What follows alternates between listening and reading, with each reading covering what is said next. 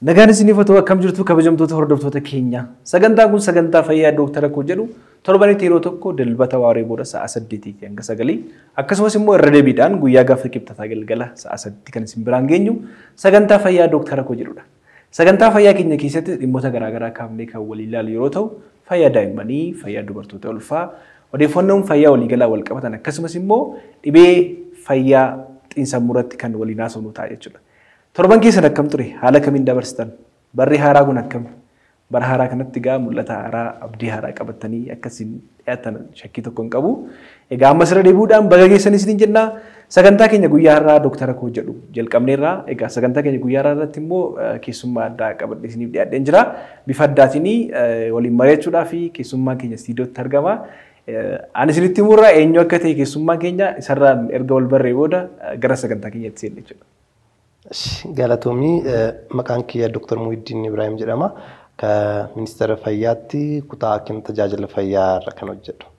Galatoomii Dr. Muhyiddin. Egaa Dr. Muhyiddin Ministeera Fayyaatti kutaa tajaajila fayyaa irra kan inni hojjetu. Guyyaa irraa akkuma beekamu egaa bara haaratti garee 2017tti. Namni kamiyyuu mul'ata karooraa yookiin immoo mul'ata garaagaraa qabaata. Keessattuu immoo fayyaan keenyas immoo eegamee namni tokko waggaa tokkotti darbuun salphaa miti. Egaa akkuma daataa garaagaraa ilaallu guyyaatti namoonni hedduun lubbuun namoota baay'ee dhibeewwan daddarboo ta'anii fi hin taaneen lubbuun namaa baay'ee darbaa oola. Guyyaa irraa immoo egaa dhimma dhibee daddarboo ta'an keessaati keessattuu dhimma monkey pox kan jennu. Tarii namoonni baay'eedhaaf dhibeen akkasii immoo jira jechuu danda'u yookiin immoo hiikaa tokko gaafa argu maariyee jaldeessaa. Dhimma kanarratti waliin mari'achuun dhibeen kun biyya keenya keessa galuu baatus garuu keessattuu biyyoota Afrikaa biyyoota garaagaraatti babal'achaa akka jirudha kan quba qabnu. Dhaabbanni fayyaa addunyaarras dhimma kanarratti xiyyeeffannoo guddaan akkasumas immoo biyyi keenyas xiyyeeffannoo guddaan barsiisaa akka jiran argineera dhaabbata peejii dhaabbata keessan irratti. Mee monkey pox yookiin immoo maariyee jaldeessaa kun maali?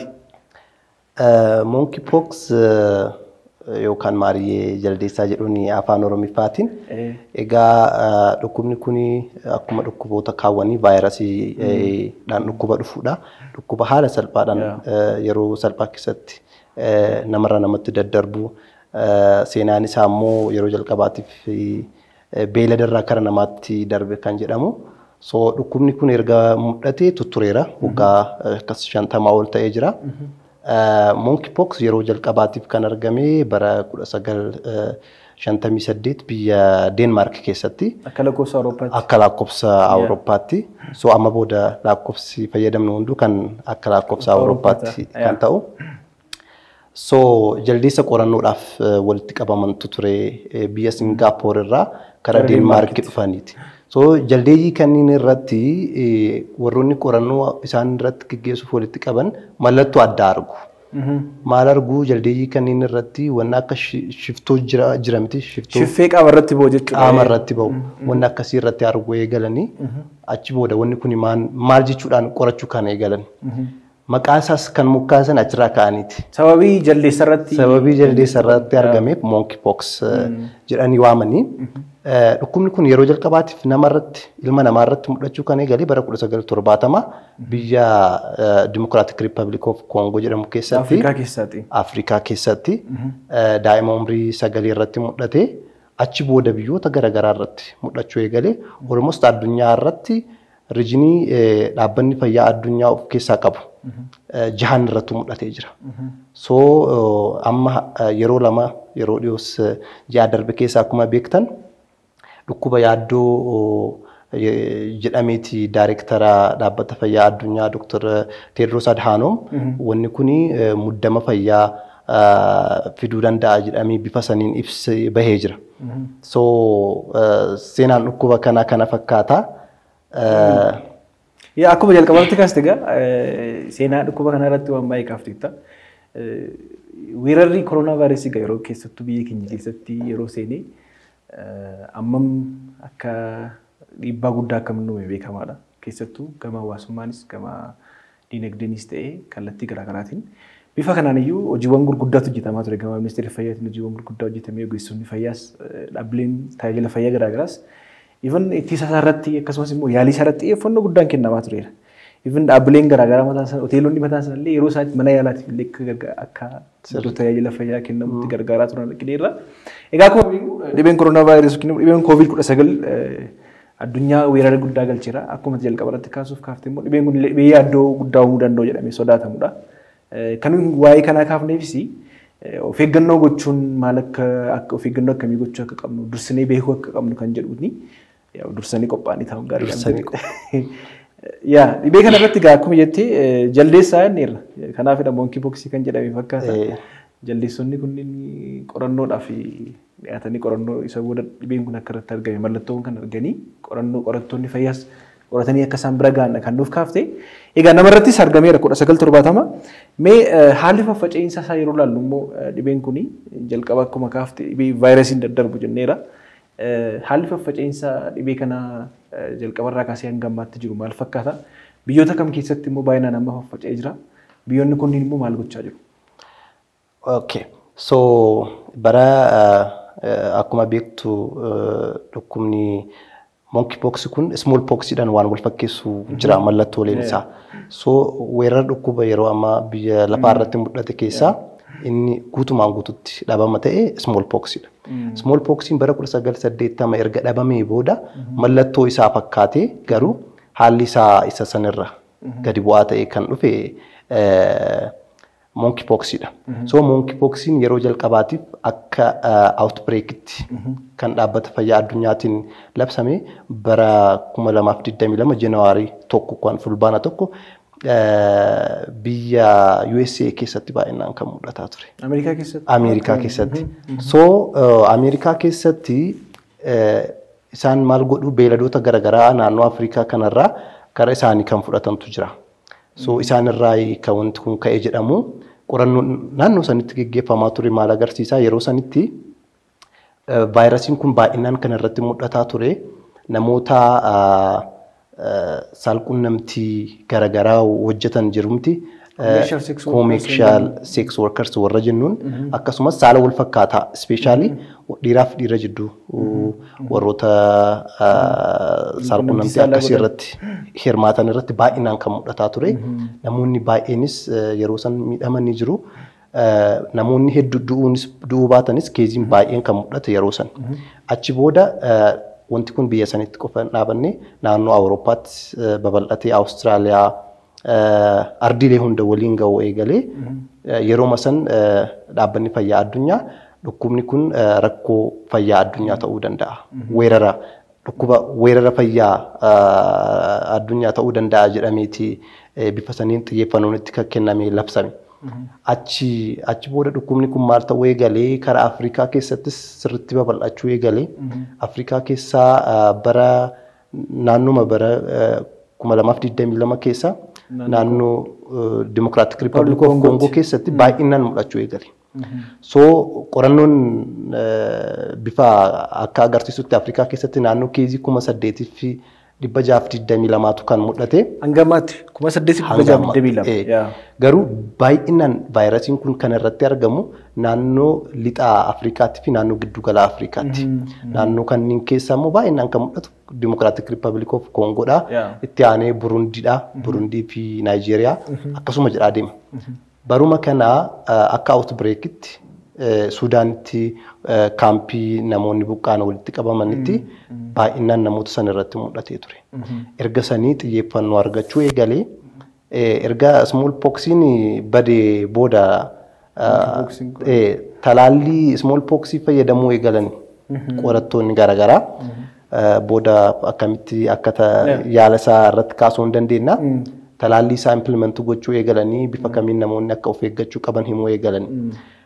Dhiyeenya kana ji'uma darbe Oogast kana keessa bifa haarawaan ta'e vaayirasiin kun kan ka'e. Vaayirasiin kun baay'inaan amma kan mul'ate naannoo ammas Democratic Republic of Congo keessatti. Keezii baay'eetu mul'ate. Sababa keezii kanas namoonni haga ammaa du'an sababa dhukkuba kanaa du'an naannoo 50 olitti jedhama Afrikaa qofa keessatti jechuudha. Akka idil addunyaatti yoo ilaalle erga vaayirasiin kun beekame as naannoo keezii 1,622 isaan keessaa namoonni 234 ol ta'an sababa isaatiin lubbuun isaanii darbee jira. Inni kaan keeziin kun kaan amma siif kaasu qorannoo laaboraatooriidhaan keezii konfirm ta'e. Warroonni sababa kanaan du'an illee komplikeeshinii qaba, walxaxaa qaba dhukkubni kun.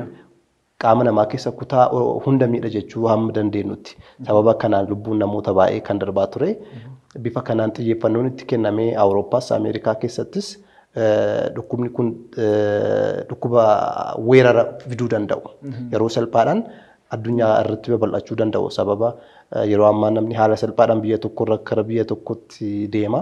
Dhukkubas akkasuma fuudhee deemuu danda'a. Kanaaf xiyyeeffannoon itti kennamee Afrikaa keessatti babal'achuun isaa dhiyeenya kanaas ammatti dhibbantaan 62 keezii monkey pox mudate keessa inni baay'inaan kan mudate bara kana keessa. 2024. Kan kanaan duraarra caala baay'inaan kanaan duraarra caala. So ammas yoonni kun baay'inaan kan mudatu naannoo lixa Afrikaa fi naannoo giddu gala Central Afrikaa jennu kanatti baay'inaan kan mudatu. Akkuma beektu vaayirasichi kileedii 2 qaba. Kileed 1 fi kileed 2 qaba. Inni kileed 2 kun beektaa nama baay'ee miidhaa. Amma lubbuu isaanii baasus kan geessu. Vaayirasichi uumaadhaan hagas lubbuu namaa carraa baasisuu isaa haga ammatti kan jiru leessidha. Xiqqoodha. Isa duraarraa isa akka small pox waan biraa yoo wal bira qabnee ilaallu jechuudha. Booddee irratti bal'inaan mallattoolee isaa yeroo kaasnu akkamitti akka nama miidhuu danda'u kaasuu dandeenya. Baay'ee galatoomii haala faffaca'insi isaa eessarraa akka jalqabee keessattuu immoo namoota meeqa hanga hubee namoonni meeqa hanga lubbuu isaanii darbillee waan baay'ee kaafteetta. Keessattuu gara biyyoota Afrikaa giddu galeessa Afrikaa lixaa kana keessatti addumaan immoo Democratic Republic of Congodha kan inni kaasu. Kana keessatti hangammaallee bara kanallee wanti keeziin baay'een akka inni mul'atedha kan kaaftee. Egaa akkuma jenne dhibeen kun dhibee vaayirasiin daddarbuudha. Monkeypox vaayirasiin kun akkuma COVID-19 vaayirasiin daddarbu dhibeewwan vaayirasiin daddarbanidha. Jalqaba irratti immoo yeroo kaasuudhaaf yaaltetti egaa namoota akkamitti argamaa kan jedhu kaaftee keessattuu namoota daldala walqunnamtii saalaa irratti hirmaatan akkasumas immoo homosekshuwaal kan jennu yookiin immoo saala wal fakkaataa walqunnamtii keessattuu dhiyoo irratti baay'inaan kan mul'atudha. Mee haalumti daddarbiinsa dhibee kanaa maal fakkaata? Dhibeen kun haala kamiin daddarba kan jedhu egaa dhibeen tokko dhibeewwan daddarboo ta'anii jeneraal yeroo kaafnu karaa garaagaraatiin kan namatti darbuu danda'an. Dhibeewwan daddarboo karaa qilleensaan darbuu danda'u, dhiigaan darbuu danda'u, meeshaa qara qabuun darbuu danda'u, akkasumas immoo wal xuxuqqinaanis darbuu danda'u dhibeewwan daddarboo ta'an karaa walqunnamtii saalaa dabalatee jechuudha. Dhibee kana immoo kan adda godhu kallattii garaagaraatiin kan inni daddarbudha. Mee haala daddarbiinsa kanarratti yoo mari'anne? Dhibeen kun jalqaba irratti siif kaasuu yaalee jira. Maqaan isaas akkuma monkeypox jedha. Dhibeen kun ilma namaatiif jaldeessa irratti yeroo baay'ee kan argamu. Kan hubus ilma namaaf jaldeessa. Ka'umsi isaa kana jedhamee qorannoon adda bahee hin jiru. Hantuuta irraas dhufe kan jedhan jiru. Kunniin hundi sadarkaa qorannoo irra kan jiru malee kana jedhamee wanti himamee hin jiru. Haalli daddarbiisaa bineensota namasii kaasu kanarraa kara namaatti ni daddarba, namarraas namatti ni daddarba. Karaan inni bineensota yookaan beeyladootarraa kara namaatti darbu inni tokko ciniinuudhaan beeylada vaayirasii kanaan hubamee yeroo isaan tuttuqqii qabaatte sitti darbuu danda'a. Qaama kan keessa ciruu danda'u. Yeroo qaama kan keessa ciran dhangala'aan beeylada sanarraa qaama kan tuqu haala salphaadhaan expose ta'uu dandeetta jechuudha. Akkasuma vaayirasiin kun namarraas namatti darbuu danda'a. So namarraa namatti kan darbu karaa garaagaraatiin. Irra baay'inaan kan namarraa namatti darbu tuttuqqiidhaan. Tuttuqqii yoo jennu namni vaayirasii kanaan qabame gaafa nama vaayirasii kanaan hin qabamne daayirektii wal tuttuqqiin jiraatu haala salphaan darbuu danda'a. Yeroo walqunnamtii saalaatiin darbuu danda'a. Yeroo baay'ee dhukkubni kun gaafa mallattoo isaa keessaa tokko inni shiftoodha. Shiftoon kun baay'inaan naannoo fuulaattis ni baha, naannoo qaama wal hormaataattis ni baha. Kanaaf walqunnamtii saalaa yeroo godhamu haala salphaadhaan daddarbuu danda'a. Inni kaan meeshaalee namni dhukkubsatee itti fayyadame san gaafa qulqullinaan qabuu dhabuudhaan meeshaa san namni fayyaa qabu yoo fayyadame darbuu danda'a. Kanaan dabalatatti namni dhukkuba kanaan hubame yeroo dheeraadhaaf nama san bira itti siqte yoo inni qufa'u yoo haxxifatu partikiloonni vaayirasiin yeroo inni namni kun haasa'u yookaan qufa'u bawan haala salphaadhaan karaa qilleensaatiinis seenanii si hubuu danda'u. So harka caalu garuu wanti kun wanta tuttuqqiidhaan darbudha. Yaada kanarratti dabaluudhaaf baay'inaan kaafteetta egaa haalli daddarbiinsa isaa kallattii amma jettedha baay'inaan. Amma maal jedhu skin to skin contact kan jedhamu jira, skin to mouth contact kan jedhu jira. Kana jechuun fakkeenya namni wal qabuunis qaama sana wajjin contact wal gochuudhaani walitti bu'uudhaani yookiin namni dhibee kanaan qabamee meeshaa nyaataa fayyadamu sana sheer yoo godhe dabalataan immoo dhungoodhaan illee darbaadha. Skin to mouth contact dhungoodhaan ta'uu danda'a. Dhungoo bakka biraas dhungachuu dandeenya. Skin to mouth contact kan jennu irratti bakkuma biraa yoo dhungatte illee dhungooma isaa dhungoo hidhii qofa osoo hin taane kallattii biraan illee darbuu akka ni danda'udha. Egaa inni kan biraan immoo karaa wal quunnamtii saalaatiin keessattuu qaamni saalaa contact wal gochuu walitti bu'uudhaan illee kan dhibeen kun akka ni darbudha. Yeroo namni tokko fakkeenya karaa wal quunnamtii saalaa kallattii garaa garaatiin darbuu danda'aadha. Keessattuu fakkeenyaaf qaamni isaanii walitti bu'a. Qaamni isaanii namni dhibee kanaan qabame yeroo walitti bu'u akkasumas immoo karaa naannoo jenitaalaa yookiin immoo naannoo qaama saalaa illee yeroo walitti bu'u illee dhibeen kun akka ni darbuu danda'udha. Kanaaf haalli daddarbiinsaa akkuma jette keessattuu karaa qilleensaa qofa miti karaa wal qaqqabbiidhaan illee tuttuqqiidhaan illee dhungoodhaan illee ni darba. Keessattuu immoo namni tokko walitti siqee yeroo naasa'u akkuma jette droplet kan jennu yookiin immoo wantoonni vaayirasii kana of keessatti qabatan kan yeroo haasofnuuf yeroo haxxiffatu namni tokko akkasumas immoo yeroo dubbatu kan ba'u kunniin gara nama fayyaa qabeessatti darbee akka inni miidhuu danda'udha. Kan kaaftee mee keessumaa immoo namoota ispeeshaal immoo yookiin immoo addumaan immoo irra caalaatti saaxilamuu danda'an jiru. Hawaasa keessa namni tokko yeroo jiraatutti keessattuu dhibeen daddarboo ta'an kunniin namoonni dandamachuu hin dandeenye jiraatu. Mee namoota akkamii kan jedhu irratti akka bareennu. Vaayirasiin mpox jennu yookaan monkeypox jennuun kuni akkuma vaayirasoota biraa yeroo baay'ee daa'imman hubaa daa'imman umriin isaanii 8 sanii gad ta'an baay'inaan miidhuu danda'a. Inni kaan namoota dandeettii dhukkuba ofirraa ittisuun isaanii gadi bu'aa ta'e sababa garaa garaatiin gadi bu'aa ta'e irratti dhiibbaa geessisuu danda'a. Fakkeenyaaf namoonni dhukkuba HIV'n qabamanii garuu HIV'n isaanii kontirool hin ta'e. Isaan easily wanna kanaan hubamuu danda'u. Kanaan dabalatatti namoonni gaafa ulfaa namni tokko ulfa ta'ee gaafa dhukkuba kanaan qabamu vaayirasiin kun carraa karaa gadaamessaatti daa'imatti darbuu danda'a. Yeroo da'umsaas direct contactiin waan jiruuf yeroo sanis darbuu danda'a. Daa'imni erga dhalatee boodas carraan itti darbuu jira jechuudha. So duratti silaatti baay'ee sirriitti ibsitee jirta. Namoonni commercial sex worker irratti saalquunnamtii garaa garaa irratti hirmaatan daldala saalquunnamtii irratti bobba'an baay'inaan waan kanaaf saaxilamudha. Irra caalaa immoo walquunnamtii saala wal fakkaataa namoonni godhan isaan kaan caalaa warri dhiiraa isaan kaan caalaa wanna kanaan hubamuu danda'u jechuudha. Kanaan dabalatatti naannoo vaayirasiin kun baay'inaan itti argamutti akkuma duratti sila kaasnee naannoo sanitti bineensonni beeyladoonni jiran waan kanaan hubamuu danda'u. Namoonni tuttuqqii qaban wanna kanaan easily isaan kaan caala exposed ta'u jechuudha. Yookaan kanaan vaayirasii kanaan carraan hubamuu isaanii guddaadha. Namni vaayirasii kanaan erga hubamuu beekee hamma danda'ameen namni namoota sanitti dhiyeenya qaban yookaan tuttuqqii kallattiidhaan qaban hamma danda'ameen talaalli kennamutu jira. Yookaan talaallii san fudhachuudha yookaan ogeessa fayyaa mari'achiisuudha.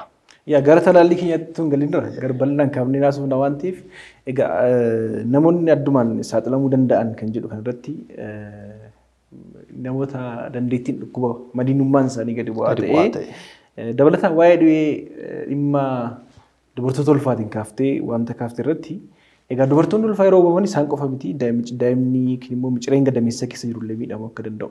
Sababa kanaan dubartiin ulfaa tokko dhibee kanaan qabamtee jennaan hanga ulfarraa hoo garaa keessatti illee lubbuu dabarsuu danda'a. Akkasumas immoo haalli guddina miciree daa'imman garaa keessa jiru akka inni gadi bu'u yookiin immoo IGR kan jennu kanallee saaxiluu danda'a jechuudha dubartoonni ulfaa keessattuu yeroo ulfaa ofii isaaniitiif miidhamu dabalataan immoo micireen gadameessa keessa jirutti miidhaa geessisuu danda'a.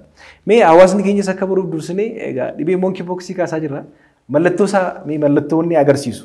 Egaa mallattoo akkamii agarsiisa? Namni tokko dhibee kana yeroo qabamutti yookiin immoo dhibee kun yeroo vaayirasiin kun qaama isaa keessa yeroo galu qaamni keenya haala kamiin rispoonsii godha yookiin immoo vaayirasiin kun karaa inni galuu danda'u dubbanneerra karaa kamiin gara keessa qaama keenyaatti galuu akka danda'u dubbanneerra erga qaama keenya keessa galee booda guyyaa meeqa booda kan inni mallattoo agarsiisuu danda'u dabalataan immoo mallattoon inni agarsiisu kuni mallattoo akkamiiti mallattoo dhibee kan biraa agarsiisu irraa maaltu adda godha kan jedhu irratti mari'anna.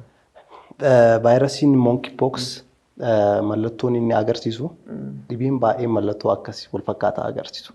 Fakkeenyaaf dhibee saalqunnamtiidhaan daddarban kan akka fanxoocoobtuu mallattoo akkasii agarsiisuu danda'u, cittoo qaamaa mallattoo akkasii agarsiisuu danda'u, akkasumas asiin dura dhukkuboonni badan gifiraa miizils kan jennu ammas baay'inaan rakkoo hawaasaa guddaa kan ta'e mallattoon isaanii wal fakkaachuu danda'a. So mallattoon kun baay'inaan kan mul'atu qaama namaa irratti shiftoon qaama namaa irratti. Raash kan jennu yookiin shiffee. Shiftoo jedhu iddoo tokko tokkotti shiffee jedhu. Shiffee jedhu. Shiffitaa jedhu warra kana amaariffuma isaa fayyadamu. So baay'inaan mallattoo mul'atan. Shiftoo akkuma argaa jirru kana shiftoo qaama irratti bo'u jechuudha. Parsantii 80 namni vaayirasii kanaan qabamu shiftoo kanaan irratti mul'ata jechuudha. So shiftoo gaafa jennu baay'inaan kan eegalu naannoo fuularraa eegala. Fuularraa eegaluudhaan karaa kutaa qaama guututti vaayirasiin kun mallattoo kana kan agarsiisu wanni adda godhu. Duras sila kaasteeyaat gifiraa kaastee jirtaa dhukkuba saalqunnamtiidhaan daddarban kan mallattoo akkanaa qaban kaasnee jirra. Isaan kanneen irraa kan adda godhu maalidha? Shiftoon kun ganaa qaamaa ganaa irrattis akkasumas koomee miilaa jalatti ba'u.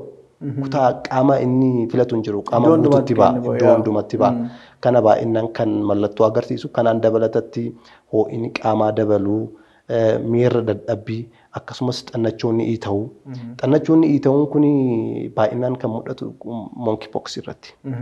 So namni tokko mallattoo amma kaasne kanaan dabalatatti xannacha iita'uu qabaatee jennaan carraan vaayirasii kana qabaachuusaa guddaadha jechuudha. Namoonni tokko immoo dhukkubbii dugdaatti dhaga'amu dugdina dhukkuba jedhu vaayirasichi osoo isaan hin beekin osoo namni sun ofirratti hin beekin qaama kutaa kaawwan kan isaan miidhuu ta'u fakkeenyaaf liqimsuudhaaf rakkachuu yookaan yeroo liqimsan miirri dhukkubbiitti dhaga'amu yeroo funcaa'uu dadhabu yookaan funcaan baasuuf rakkachuu akkasumas naannoo taa'umsaatti yeroo taa'an miirri dhukkubbiitti dhagahamuun kunniin jiraachuu danda'a. Mallattoon dhukkuba monkeypox kan mul'atu namni vaayirasiidhaan hubame torbee 2 hamma guyyaa 21tti yookaan torbee 3tti osoo mallattoon agarsiisin turuu danda'a. Incubation period kan jennuun jechuudha. Achi booda mallattoon kun yeroo baay'ee bifa ho'insa qaamaatiin miira dadhabbii kanaan eegalee ka'ee achi booda shiftoon kan dhufu shiftoon bifa amma duratti siin ibseen fuularraa eegaluun karaa kutaa qaama kaawwanitti babal'ataa deema. Daa'imman irrattis bifuma wal fakkaatuun kan mul'atu yeroo kaan immoo isa duratti silaasii kaasee jira. Namoonni maadiinummaan isaanii gadi bu'aa ta'e bifa biraatiin mallattoo dhukkuba kanaa agarsiisuu danda'u. Baay'ee galatoomii egaa dhibeen kun dhibee yeroo baay'ee akkuma jalqabaatti kaafte shiftoo yookiin shiffeeni. Shiffeen kun inni dhukkubbii qabaata. Akkuma jettee jalqaba naannoo fuularraati yookiin addarraati kan jalqabu. Egaa naannoo takka immoo darbee reelii bakka kontaaktiin jiruttis jalqabuu danda'aadha. Naannoo ispeeshaalii walqunnamtii saalaa naannoo jenitaaliyaa yookiin immoo naannoo qaama wal hormaataattis eegaluu danda'a naannoo sanaanii. Egaa shiffeen kun shiffee dhukkubbii qabu baay'inaan namoonni of dadhabbiin itti dhaga'amuun akkuma jette mataa dhukkubbiin inni qaama olaanaan enerjii dhabuu annisaa dhabuun even baak peen kan jennu yookiin immoo dhukkubbiin dugdaallee dabalatee dhukkubbiin maashaa keessattuu amma dhukkubbiin maashaas egaa mallattoowwan isaati.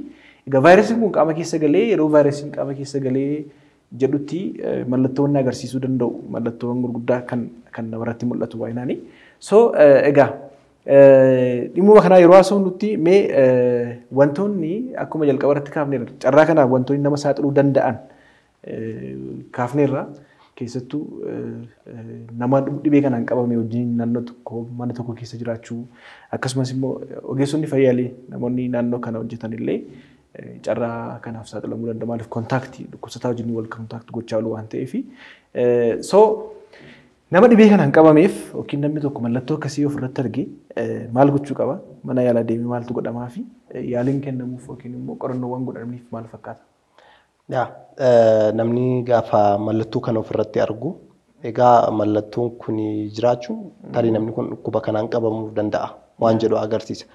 Sababa yeroo salphaa keessatti bifa weerara ta'e namarraa namatti daddarbuu qabuuf hamma danda'ameen namni kun naannoo dhiyeenya isaatti ogeessa fayyaa jiru yookaan immoo buufata fayyaa naannoo sanitti jiru deemee beeksisee yaala godhuudha kan qabu.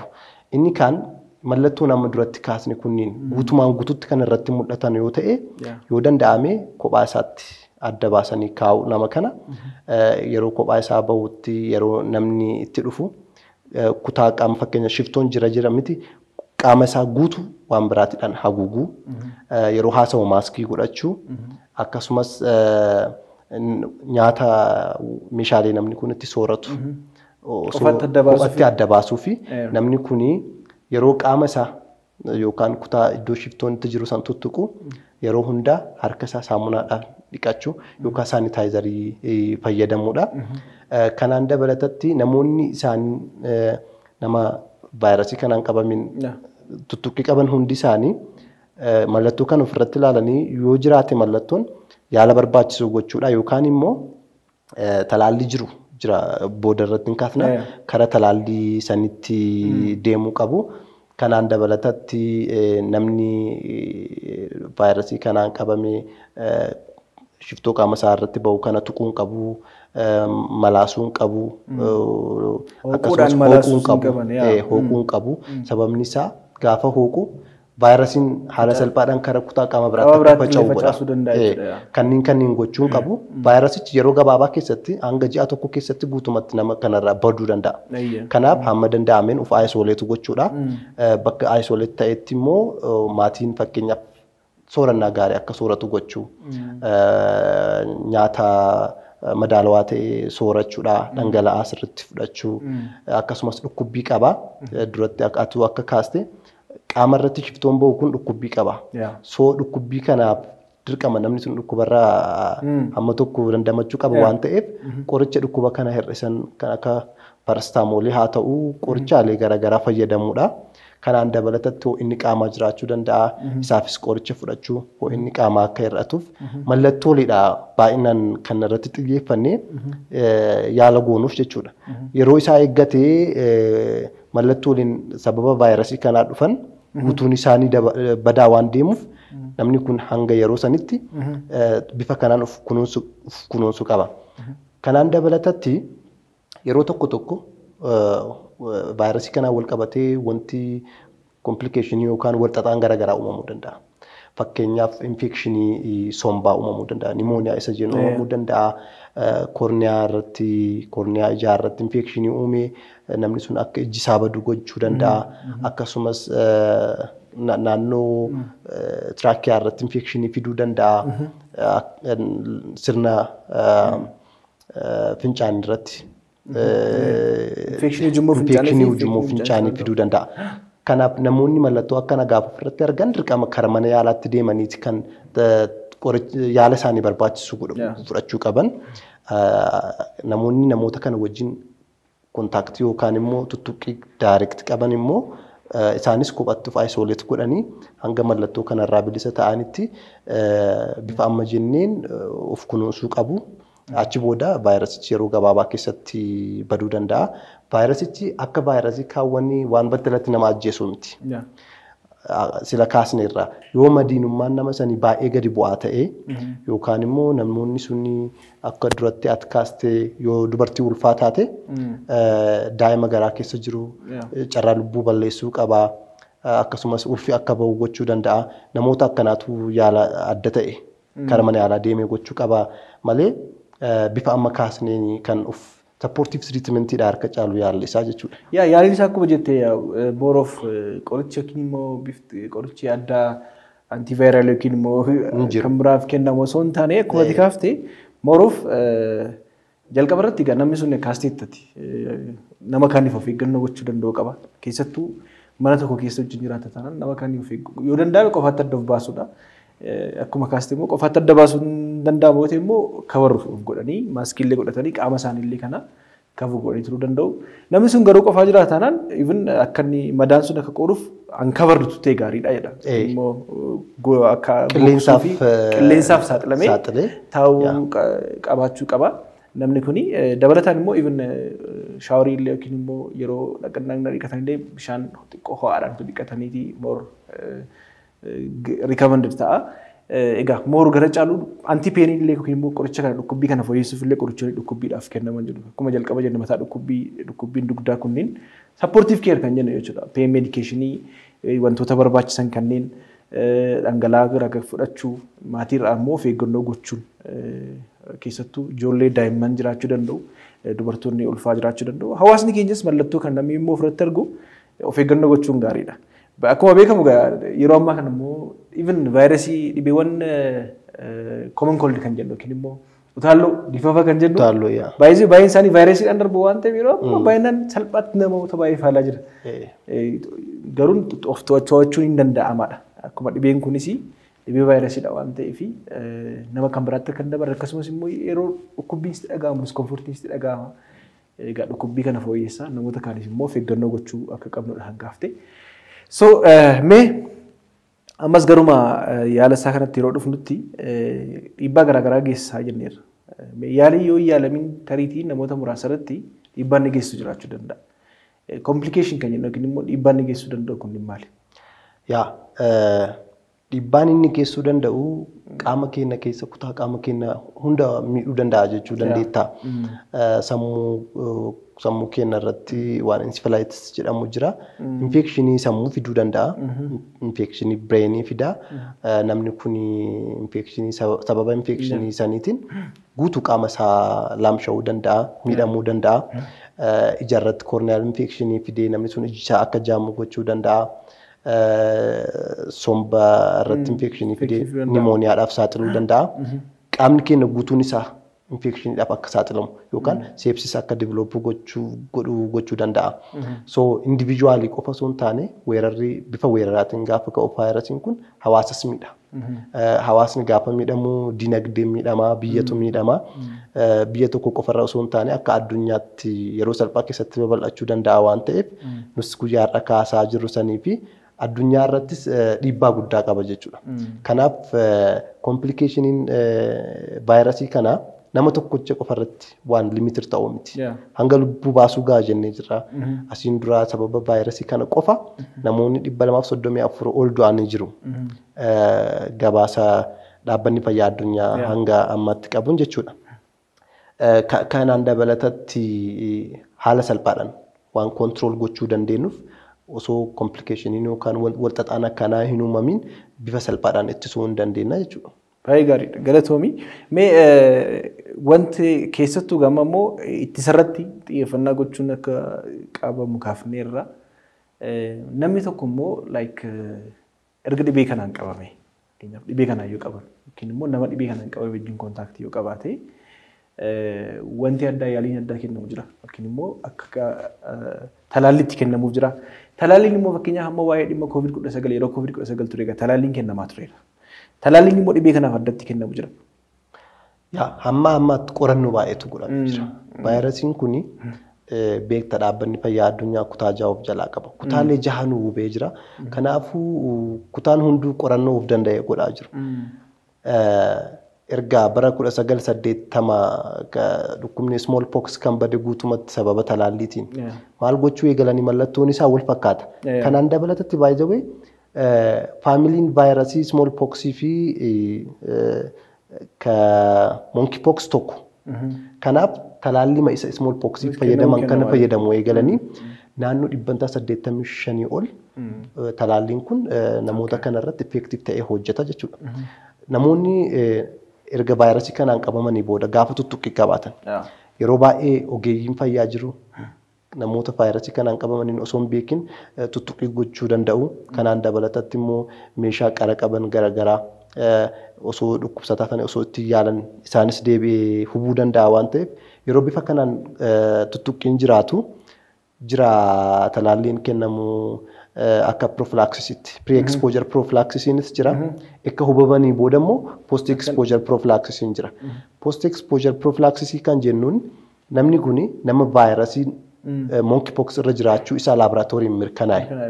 Erga saaxilamee booda yoo nama kanaan direct contact qabaata ta'e guyyaa 4 keessatti akka talaallii kana fudhatu kan gorfamu. Guyyaa 4 keessatti gochuu yoo baate amma guyyaa 14tti sin hojjeta warri jedhamu jiru. So guyyaa kana keessatti kan fudhachuun gorfamu jechuudha. Baay'ee gaariidha. Egaa talaalliin dhibeen kana ittisuu irratti talaalliin waan guddaa qaba. Akkasumas gahee guddaan qabaata. Keessattuu immoo of eeggannoo gochuun barbaachisaadha. Mee dhumarratti dhibeen kun egaa dhibeen kun takkaa dhufeenyaan namoota baay'ee weeraruu danda'a. Yookiin immoo namoota baay'ee miidhuu danda'a. Dhibee kana to'achuudhaaf akka biyya keenyaattis ta'e yookiin immoo akka ogeessa fayyaatti ogeessota fayyaarraa maaltu eegama hawaasa irraatii maaltu eegama akkasumas immoo dhaabbileen fayyaa maal gochuu qabu kan jedhu. So dhibeen kun guyyaa har'aa akka ishuu ta'ee sababni nu akkanatti kaasuu barbaanneef inni tokko maalidha? Dhaabbanni fayyaa addunyaa akka weeraraatti wanni kun weerara ta'uu danda'a hin sodaachisa jedhee erga labsee sadarkaa akka biyya keenyaattis amma ammaatti namni dhukkuba kanaan qabame kan mul'ate hin jiru. Garuu dhibeen kun dhibee haala salphaadhaan namarraa namatti darbu biyya tokkorraa gara biyya biraatti carraan darbuu isaa guddaa waan ta'eef bifa kanaan xiyyeeffannoon itti kan kennameefi.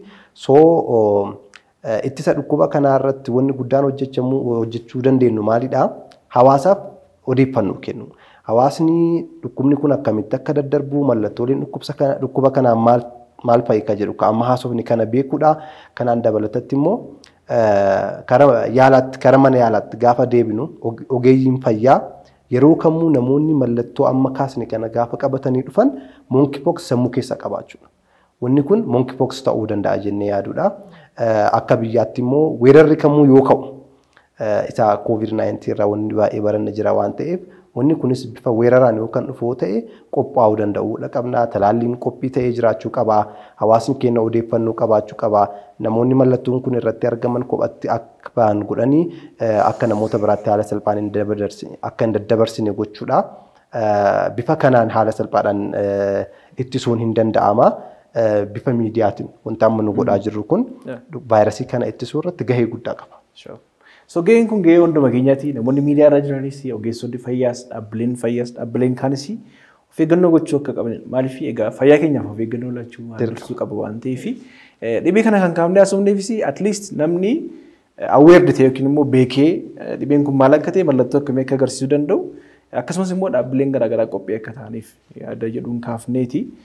Egaa dhaabbanni fayyaa addunyaa akka weeraraatti yookiin immoo sodaachisaadha jedhee erga kaasitii xiyyeeffannoon kennamee akka irratti hojjetamuu qabudha kan gaafne.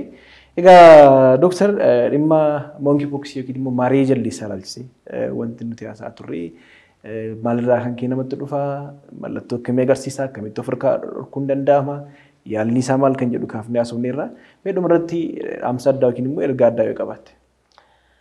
Egaa ergaan addaan qabu monkeypox akka ishutti wanni nu kaafneef maalidha? Dhibeen kun dhibee vaayirasiidhaan haala salphaadhaan daddarbuu danda'u. Kanaaf biyyoota biraa keessatti mul'ata jechuun karaa biyya keenyaan dhufu jechuu hin dandeenyu. Akka biyya keenyatti haala amma jiruun vaayirasiin kun guutumaan guututti mul'atee hin jiru. Kanaaf hawaasni keenya odeeffannoo waan kana akka qabaatu. Fakkeenyaaf COVIDin gaafa eegalu Chaayinaadhaa eegalee as dhufa osoo hin seene addunyaa guutuu waliin ga'ee hawaasni sirriitti barsiifamaa ture. Ammas isuma san hubannoo hawaasni keenya akka qabaatuu fi amma hanga ammaatti naannoo gaanfa Afrikaa biyyoota muraasa keessatti mul'atee karaa Itoophiyaa dhufee hin jiru. Bifa kanaan vaayirasiin kun haala salphaadhaan biyyarraa biyyatti darbee hawaasa miidhuu danda'a waan jedhu uummanni hubannoo akka fudhatuu fi galatoomii Dr. Naafiyaad. Atis baay'ee galatoomii.